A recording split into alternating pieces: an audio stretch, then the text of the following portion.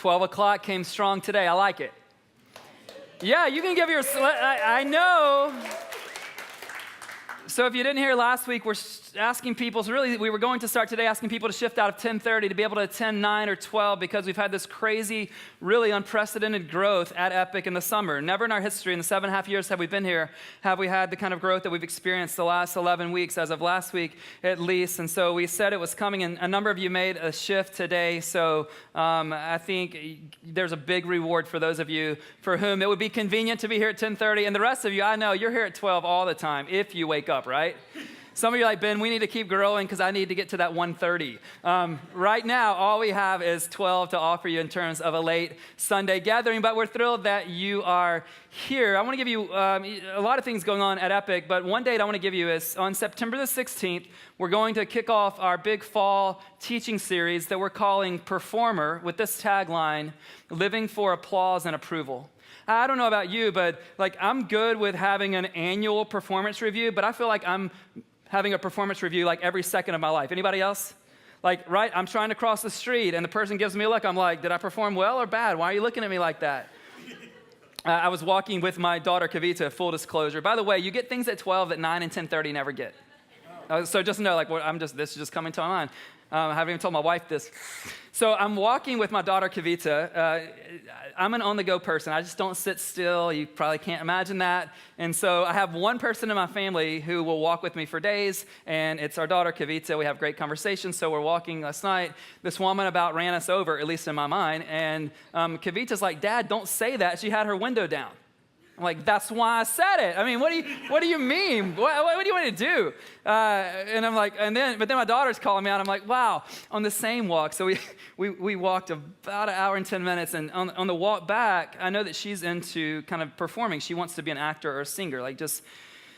She told me that she's been telling us this for a while. And I said, I think I want to be an actor and a singer too. And no kidding. She said, what I knew was true, but like your daughter shouldn't say this to you. She's like, Dad, you're a terrible singer. I'm like, but I brought you into our family. What do you mean? I'm a terrible singer. And so, yeah, I was getting graded all over that walk yesterday. I'm going to keep walking by myself. You're not allowed to come. Usually I'm begging everyone in the house, like, leave your video games, Shauna. You don't need to do that work. Let's go for a walk. Anyway, so life can feel like one big performance, right?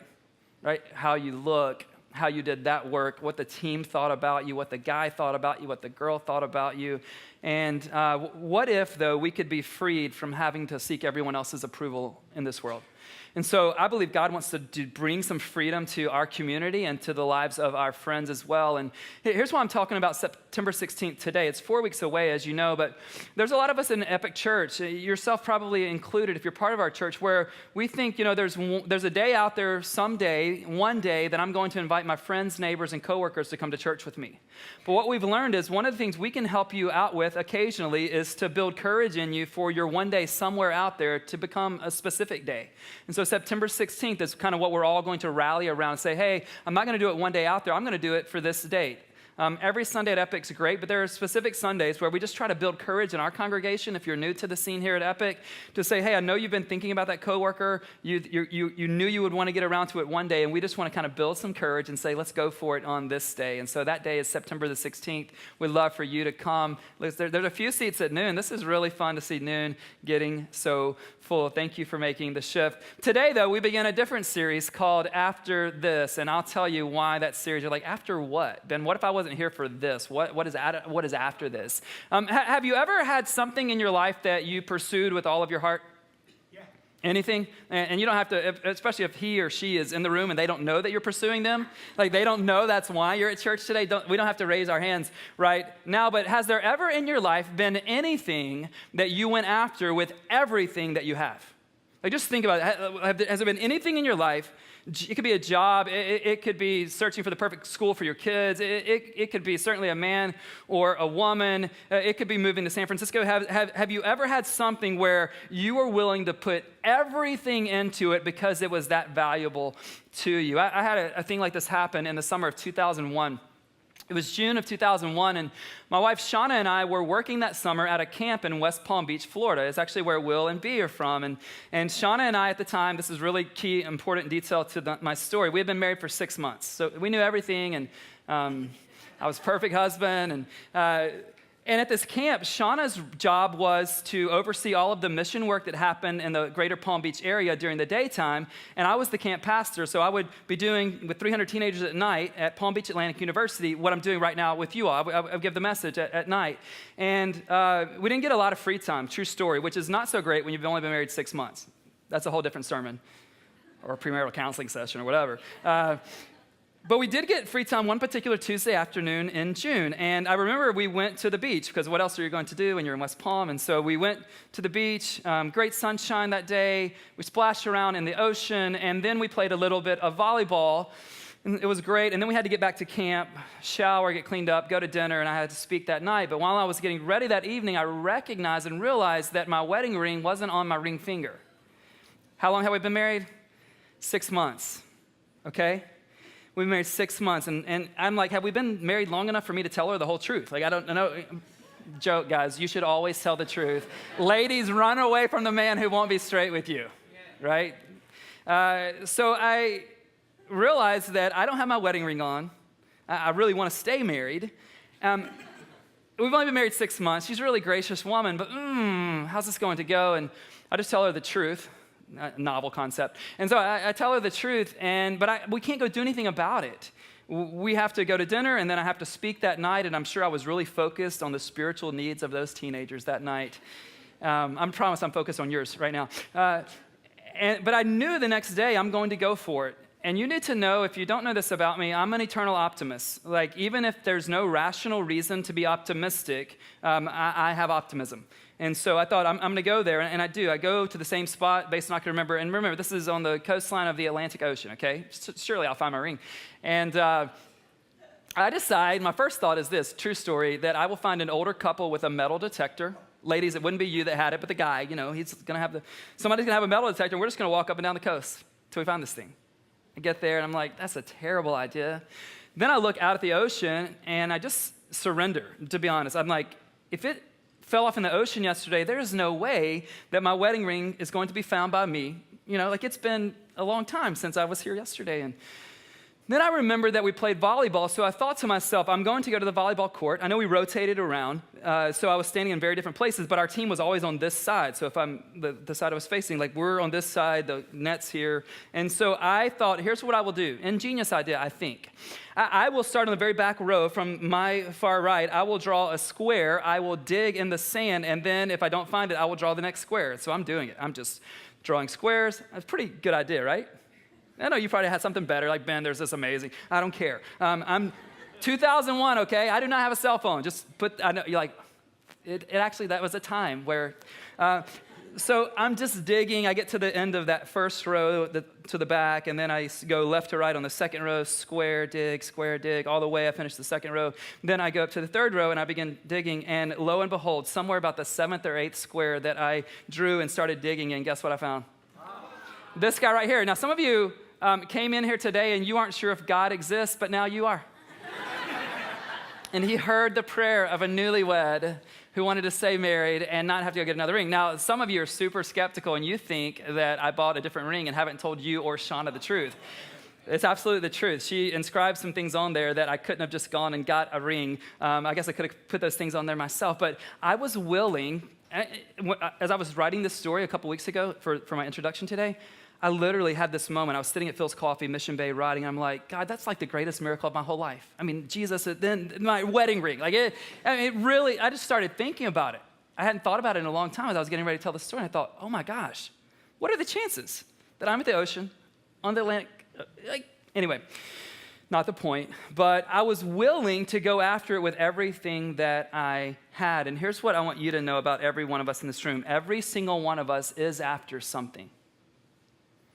Every single one of us, the youngest and the oldest, the most spiritual and the most agnostic, we're all after something.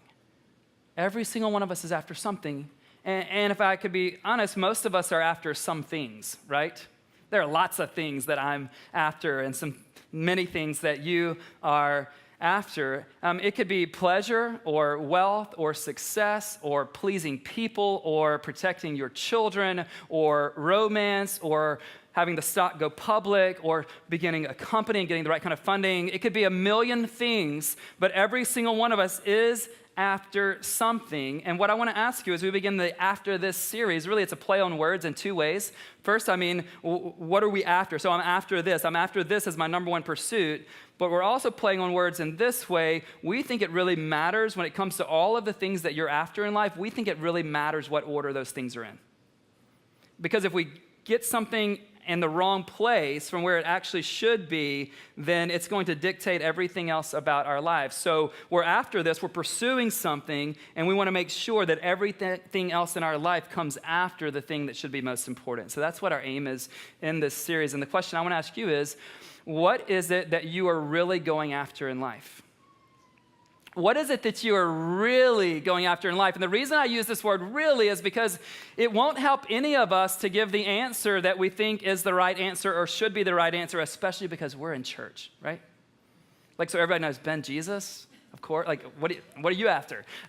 What are you really after? Like, what is the thing, and for each of us, it could be different season in a different season, but what is the thing you wake up that's occupying the biggest space in your heart and your mind? Where does your mind go first after coffee, right? Coffee can be the first thing we're after because you can't really make sensible decisions without it, but what is it that you're really after? When you find yourself lying awake at night, when you think about, I would be incredibly fulfilled and satisfied if I only... That's probably the thing that you're really after. There's a phrase that scarcely even shows up in the scriptures, but I think it's what all of scripture really is about. It only shows up twice at the most, depending on how you categorize it, maybe just once. And it's a phrase that shows up in the New Testament to speak about someone from the Old Testament. If you're not familiar with the Bible, that's just language for Old Testament, really the time before Jesus comes onto the scene. New Testament talks about, right, the birth, life, death, and resurrection of Jesus, and then what happened as the church took off afterwards. So it's a New Testament phrase spoken about someone who lived during the Old Testament times. And Paul is the one who spoke it. Paul, if you don't know his story, in Acts chapter 9 in the New Testament, his life is radically transformed by Jesus. And he's called into spreading the message and movement of this gospel message of Christianity. And so he goes to different cities. He sets up churches. And on this particular day, he finds himself in the city of Pisidian Antioch. A lot of different Antiochs, but this one, Pisidian Antioch, and he's in the synagogue, and the synagogue leaders that day, they do something that I'm not brave enough to do. They're like, does anybody have a word? That's something I'll never do preaching in San Francisco. Like, you can email me, but I'm never going to. Anybody have a word? So they ask this, and Paul, if you know anything about Paul, he's like, well, if you're asking, here's a word. And he begins to tell these Jews in the synagogue that day about how God has worked throughout Jewish history. And then he gets to this part talking about how Saul was king and then David became king. Listen to what he says, Acts 13:22. Not our main text, but I want to start with this phrase. He says, after removing Saul, because the nation of Israel, they had asked for a king, he made David their king. God testified concerning him, concerning David. I have found David, son of Jesse, a man after my own heart. He will do everything I want him to do. That phrase that I want us to lean into and focus in these 4 weeks is a man after my own heart. God making this declaration, I have found a man who's after what? He's after my own heart. What would it possibly look like to be a man or woman after God's own heart? What would that even look like? And you're like, Ben, for some super spiritual person? No, for you, sir, or for you, lady. What would it look like in your life to be a man or woman after God's own heart? I want to answer that question over these weeks. In fact, we're going to spend the bulk of this series talking about what you and I are after. But before we get there, I believe there's a better question that we should lead with, and it's this question. What is it that God is after? If he's a pursuer of anything, what is he pursuing? If he's on the hunt for something, what is he hunting? If he is going after something with everything in his own being, what is it he's going after? Samuel was the prophet that God used. If you know the story at all, it's that Israel asked for a king. They no longer want God to be their king. They asked for a king, and God, this is crazy. Sometimes we ask for things that we shouldn't ask for, and God knows we shouldn't ask for, and God gives it to us. And so they get a king, and this king is Saul, and eventually Saul has some major issues, right, on who he's going to worship. He gets a little bit jealous when he hears that he's only killed 1,000, but the song says David killed 10,000. He's a jealous man, and there comes this moment in 1 Samuel 13:14 where Samuel, representing God, tells Saul that you're no longer going to be king, and listen to the person who he describes. Samuel speaking, but now your kingdom, talking to Saul, will not endure. Listen to this. What is God after? The Lord has sought out a man after his own heart and appointed him ruler of his people because you have not kept the Lord's command. Saul, you've been after something else. Saul, you've been pursuing your own kingdom. You've been after your own thing, and you're not going to stay the king because God is seeking something else. God is after a man who's after his heart. God is seeking after people who are seeking after him. Let me give this to you again. I like the way it rolls off the tongue, and I want us to lean into it. God is seeking after people who are seeking after him. Now, when I make that statement, what might come to mind first is that we are the ones who originate and we initiate the pursuit. I want to say something different about that in a moment. I don't think it's us initiating the ultimate pursuit. I believe God does the initial nudging, and then we get a chance to respond, okay? More on that in just a little bit. But God is seeking after people who are seeking after him. It's not in my notes. It won't be on the screen, but I was thinking this morning about 2 Chronicles chapter 16, verse 9. It said, the eyes of the Lord range throughout the earth. What is he looking for? What is he looking for? So that he might find those whose hearts are fully committed to him. Now, this might intimidate you a little bit, so I want you to take it the right way. But when it comes to you this morning, not just the general you, right? Aren't you glad when somebody up here doing what I'm doing today, like, hey, generally you guys need to think about this? I mean you, okay? I mean like you and me. When it comes to you, God's looking for something. I hope that you came to Epic today, maybe for the first time, because you're looking for something. Hopefully you're looking for community, or even better, you're looking for God himself. I want you to know wherever you're at in your faith journey today, God is looking for something in you and from you. He's looking for young and old, men and women, individuals and couples and families and whole church communities who will set their gaze on him and go after him with everything that they have. God wants something. He's seeking after people who are seeking after him. I'm in the middle of a great book right now. It's called Dirty Glory by a guy named Pete Greig. And Pete is from England, and he's a pastor, but he also started this 24/7 prayer movement. I believe he's got a book called Red Moon Rising, but this is the second one called Dirty Glory. And he's talking about how these 24/7 prayer rooms are just, they're seeing God do amazing things all over the world in the places we would least expect it. But about what our topic is today, Pete says this: the pursuit of the presence of God has been, without exception or exaggeration, the prevailing passion and common purpose of all the saints in every generation since the time of Christ. I love that. He's not saying this was random. It was occasional. It was only for David. It was only for spiritually elite people.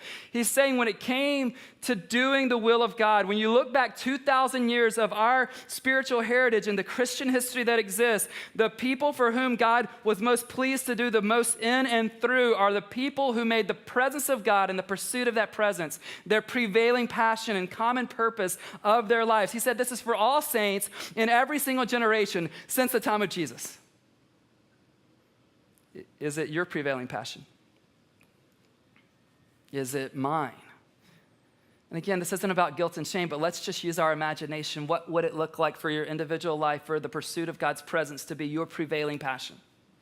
And not going public with a stock. Like, Ben, can that be somewhere? It can be somewhere. It comes after this. And not getting married one day. I will pray that husband into existence. After this.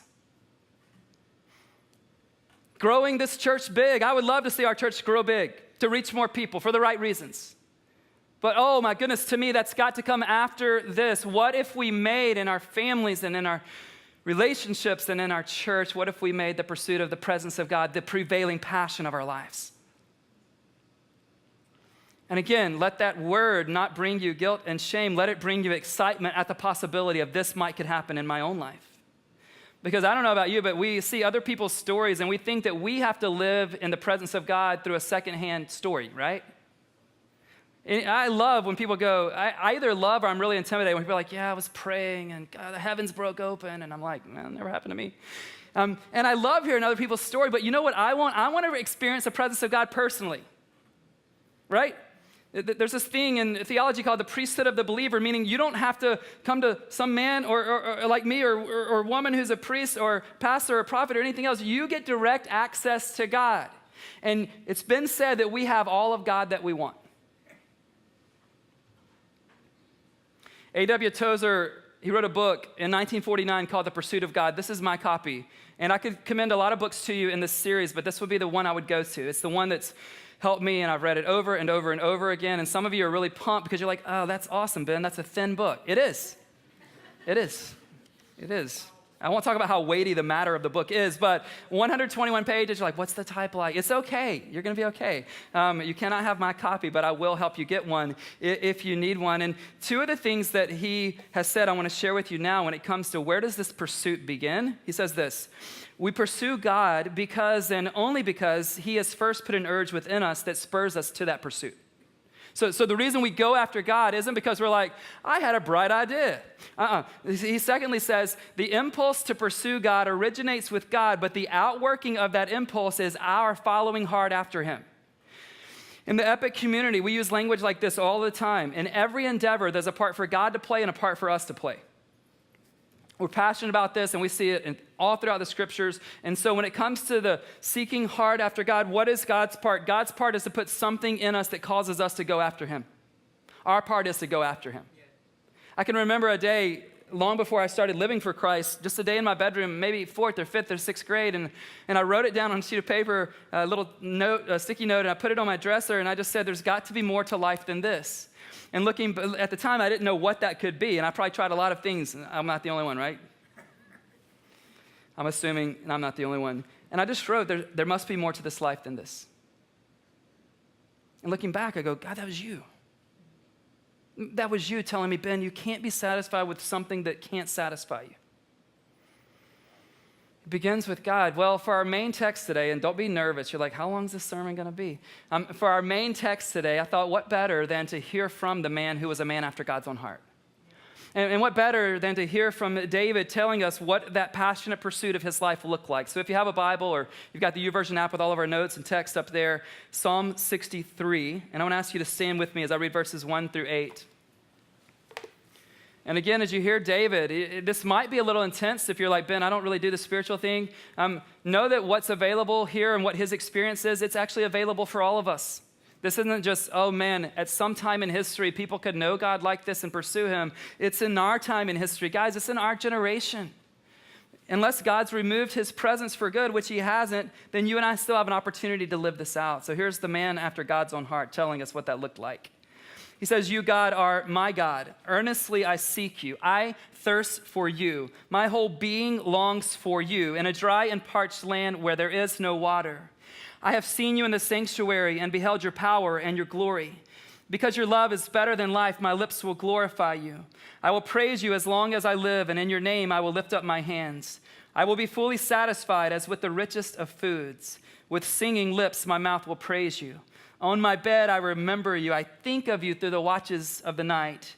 Because you are my help, I sing in the shadow of your wings. I cling to you. Your right hand upholds me. You may be seated. David is in a wilderness or a desert. And what this means is he's on the run, and you can figure out later who he's on the run from, but he's on the run, which means he can't access the temple. Like he's not going into the sanctuary that we just read about. Like he doesn't have the opportunity. In our context, we would say he's been cut off from the Sunday gathering. Okay, that's how we would talk about it. If you, for whatever reason, you couldn't, like you were on the run and people were looking for you, you couldn't come here. And so he's in the desert, and you can imagine this is a time where David could occupy himself with all of his concerns and worries, but the thing he's mostly concerned about is getting into the presence of God. And what I love about David is that he makes this his aim consistently throughout his life. Look at the kind of words he uses in verse 1. He's like, I'm earnestly seeking. I'm not just seeking, I am earnestly seeking. He's like, I thirst. Now, he's in the desert, so he's physically thirsty, but he means I'm spiritually thirsty as well. And then he says, my entire being longs for this. And some of you are like, Ben, I just can't use that kind of language. Like some of you are like, Ben, I might use that as a pickup line this week, but not when it comes to my spiritual life. Don't go there. All right? But he longs for God. And you need to know that for David, this wasn't an occasional practice. This was the consistent, habitual practice of his life. I want you to notice that in the psalm, most of it is in the present tense. Does everybody see that? Most of it is about, here's where I'm at right now. I long, I seek, I thirst. I remember you on my bed. I lift my hands up. Present tense, present tense, present tense. But he does past tense a little bit, and he does future tense. And I want to make sure you get those because you'll see that this was the habitual practice of his life. In verse 2, he uses past tense verbs. He says, I have seen you in the sanctuary, past tense. And I have beheld, past tense, your glory and your power. I've seen you and I've beheld you. What he's saying is, the reason I'm seeking you today is because I sought you before and I found you. Some of us aren't seeking hard after God today because we've never had that initial experience. And so it's not whet our appetite for our present reality. He's like, I've seen you and I've beheld you. And then look at verse 4, I believe. He says, I will praise you how long? As long as I, anybody? Verse 4? As long as I live. So remember, the psalm is mostly present tense, but he uses past tense. I've seen you. I beheld you. I know what it's like. That's why I'm coming after you now. And as long as I have breath in my lungs, I will make this my habitual practice. You see, for David, it wasn't occasional. It was habitual. It was consistent. It was a practice. It wasn't a Sunday thing only. It wasn't a when I feel like it thing only. It wasn't a, oh my gosh, I'm in the desert, now I'll act like there's a God and pray to him only. I am in this and I'm going to passionately pursue him always. Psalm 105, that initially in the Psalms, it doesn't get attributed to any specific writer. But later in the scriptures, the first 15 verses get attributed to who? David. That's always a good guess. And if you're in the Psalms, Jesus, every other question, but David, if you're in the Psalms. And in Psalm 105, verse 4, he says, look to the Lord and his strength. Seek his face. Give me that word. Always. Always. He made this the habit. Now, before any of us start thinking, oh my gosh, David was perfect. No. Even if you're not a church person, you know there was a particular day where he passionately pursued something other than God. Everybody know the naked woman, bath, should have been out at war, okay? So he didn't get it right every moment or every day, but still, even as the scriptures look back on his life, they declare this man was a man who was passionately pursuing the presence of God. God's not expecting perfection from us. In fact, some of us aren't willing to pursue the presence of God because we think the thing that we did, Jesus didn't actually pay for, so we stay far away. And if you want to know, what do I do, Ben, when I blow it? What do I do when I passionately pursue things that aren't God and act and treat them like they are God? What do I do at that moment? You turn to Psalm 51 and you look at David's pattern. God, against you only have I sinned and done what is wrong in your sight. Wash me, cleanse me, and then I will move forward and tell people about your ways. You don't stay away. Jesus died for you to come close. We confess, we repent, we turn from, we turn to, and we keep moving forward. Because that moment from your past doesn't have to dictate your future, but if you never go for the presence of God because of your past, it is dictating your present and your future. I feel like I'm ready to preach at noon. I don't know. I'm like, man, I don't even have my sneakers on. I'm going to calm down for those of you like, Ben, I don't know, you and David, a little intense. As he moves throughout this psalm, in verse 4, he says, in your name I will lift up my hands. Now, some of you, you've come into Epic or maybe a church like Epic, and you're like, what is this new phenomenon with people lifting their hands during music? It's an ancient phenomenon. And you're like, oh, okay, that's good to know, Ben, but I'm not expressive in my worship. I saw the video of you at the ball game. And T Swift, I saw that one too. I've heard that when you and your company ship a new product, you kind of do the same thing. We did it! But no, man, I'm at church. I don't worship. You worship? Every one of us is after something. We all are also worshiping something. Every one of us. And whatever we worship, it's because we esteem that thing or that person as the ultimate prize and value in all of life. And so we're willing to seek after that with everything that we have. And all he's saying there is, I'm moving into a posture of worship, even though I'm in the desert. Even though I'm not the place that I wish I was, right? It is well with my soul. I'm going for it. I'm going for you. This is what I need. And guys, most of us are convinced that we need something other than the presence of God most in our lives. Most of us are convinced, myself included, that what I need most is for my kids to get into the right school. Most of us are convinced that what our church needs most is this new strategy, and I am a strategic thinker. What I need most is for my business to really take off. I hope it goes well. But what I want to convince you, the thing that you should be after most, and let everything else be after that, is the pursuit of the presence of God as the prevailing passion for your life and for our church. I had a chance to pray with my kids last night. It's something that we do every night. And no, I don't do that because I'm a pastor. I do it because I want God's presence in their life, okay? And we say to each of them, it's like, what do you want me to pray for? And with school starting tomorrow for our 3 younger kids, it's stuff around school, like anxiety and peace. I mean, against anxiety. They weren't praying for anxiety. They had it. God, would you please make them anxious? Because they can't be anxious on. No, we're praying for peace, right, out of their anxious situation. And we're praying for friendship. And what my kids know and what I struggle with but have to keep leaning into is I want so many good things. I'm going to fight like you know what to make sure my kids have a great life. I am.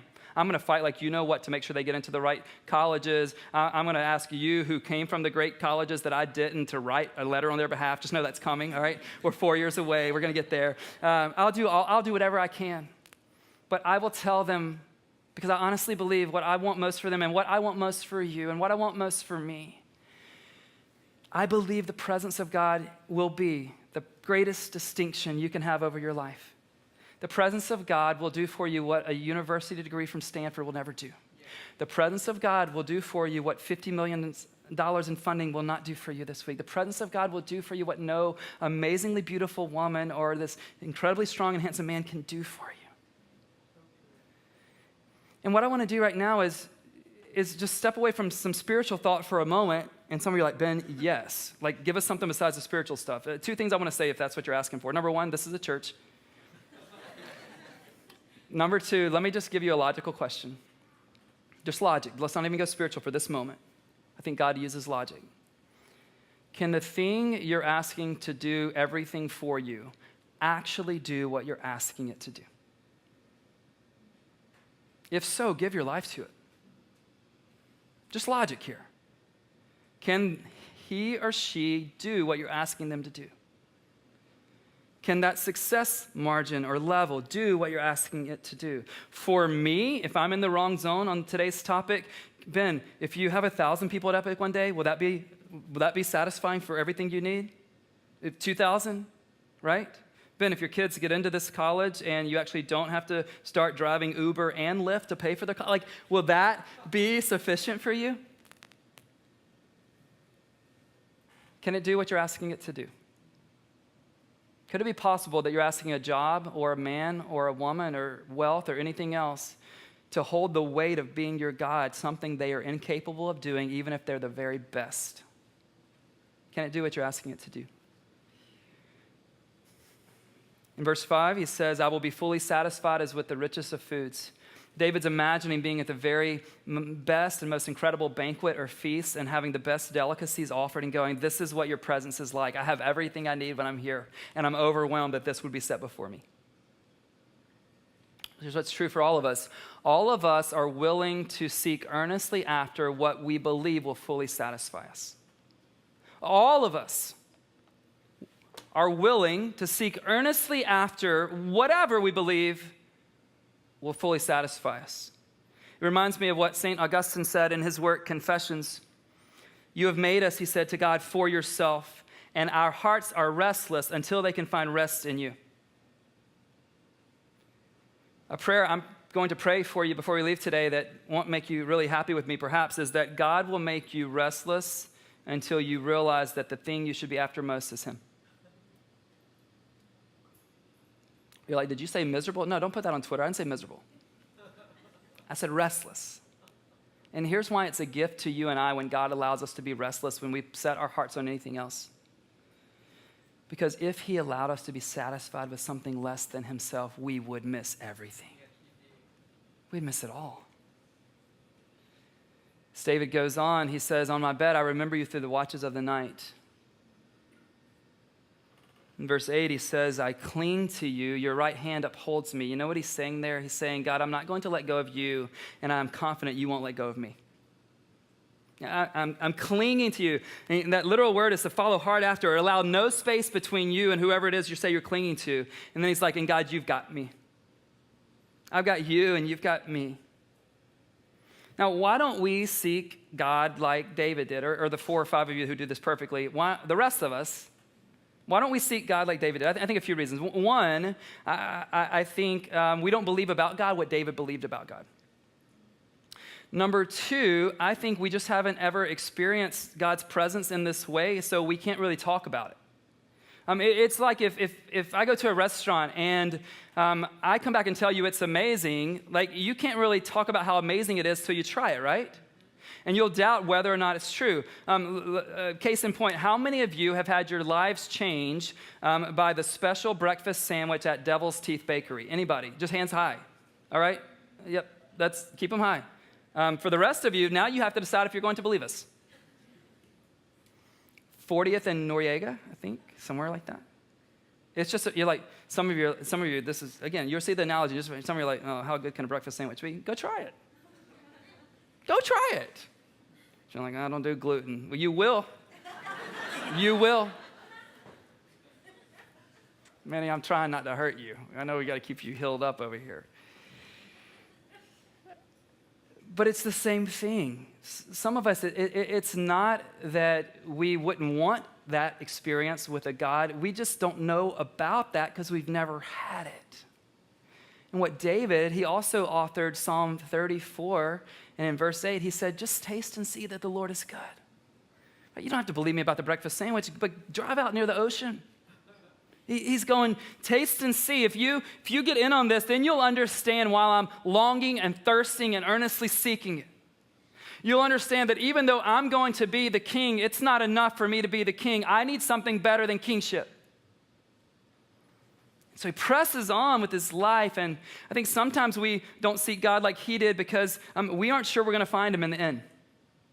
That's where I love the promise from God by way of the prophet Jeremiah in Jeremiah 29:13, where he says, you will seek me and find me when you seek me with all your heart.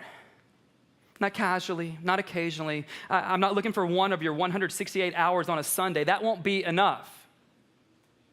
But with everything that you have, run after him. With all that you and I have. Now, what makes me think that God will actually respond to us if we seek him? I think the scriptures are filled with that, and my own experience is filled with that. And there are men and women all over this room who could tell you about a season in their life when they set their heart to seek God and they found him, sometimes in really obvious ways and sometimes in crazy ways. Well, what does this practically look like? Let me take the pastor hat off for a second and just tell you what this looks like in my personal life. I don't think I've got a market on seeking God. It just, based on my personality, what I've discovered. Let me just tell you what, for Shauna and I, or just say for me, I will not bring her into this. For me, it means getting up early enough to give space to seeking God before I have to seek where the waffles are for my kids. Okay? It means that I'm up early enough. Now, I've worked out a deal with God where I know that in this message series, I'm telling you, you should have nothing before God, but God and I are cool with coffee actually being before, or just so that I can understand what you're saying, Lord. You know how this works. You created this. It came from the ground.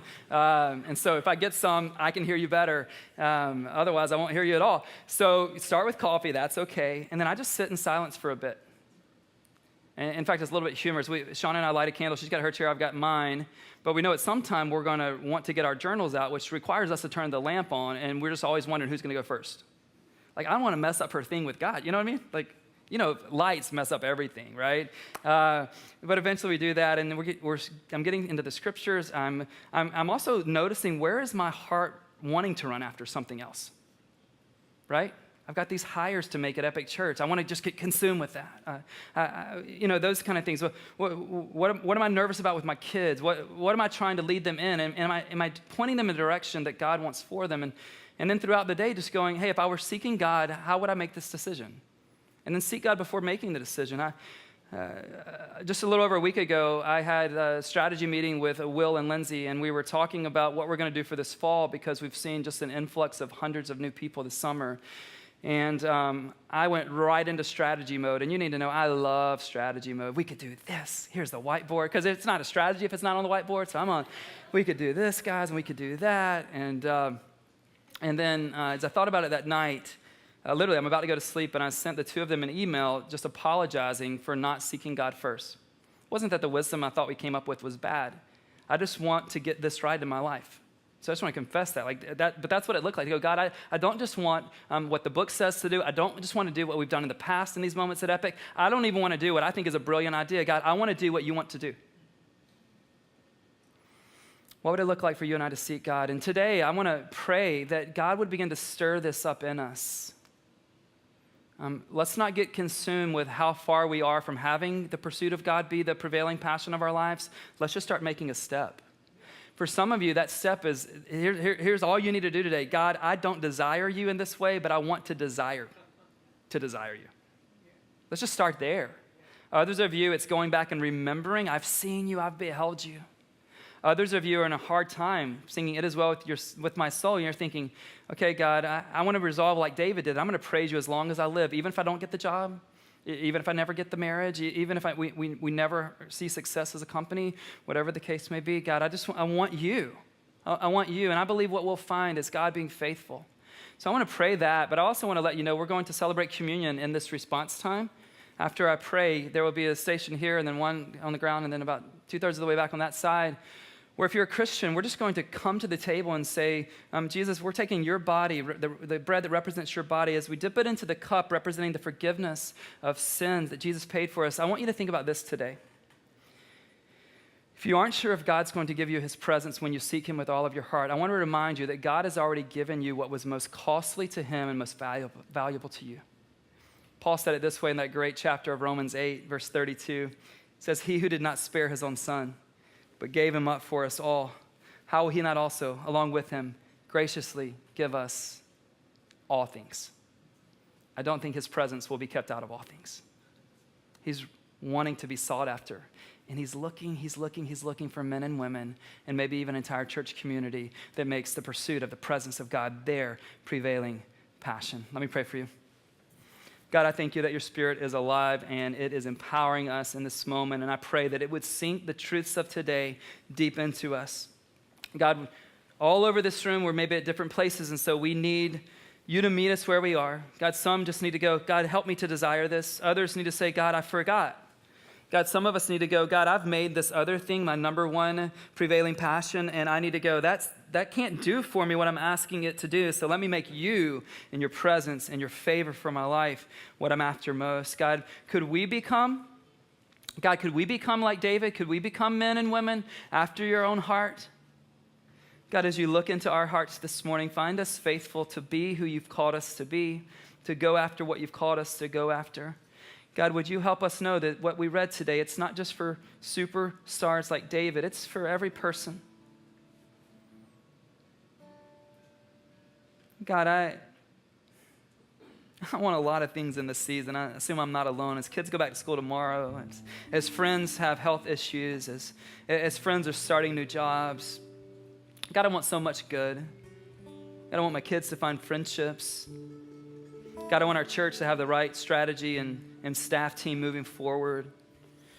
God, what we need most, and what I long for most, is your presence, your active presence in the midst of everything we're up to.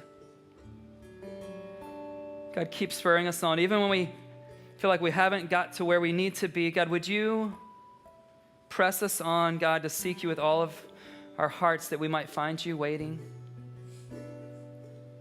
God, may this be the great distinction over our lives and our church, our families. In Jesus' name, amen. I want to ask you to stand. They're going to lead us. The table's open, and you're ready to be served by our leaders.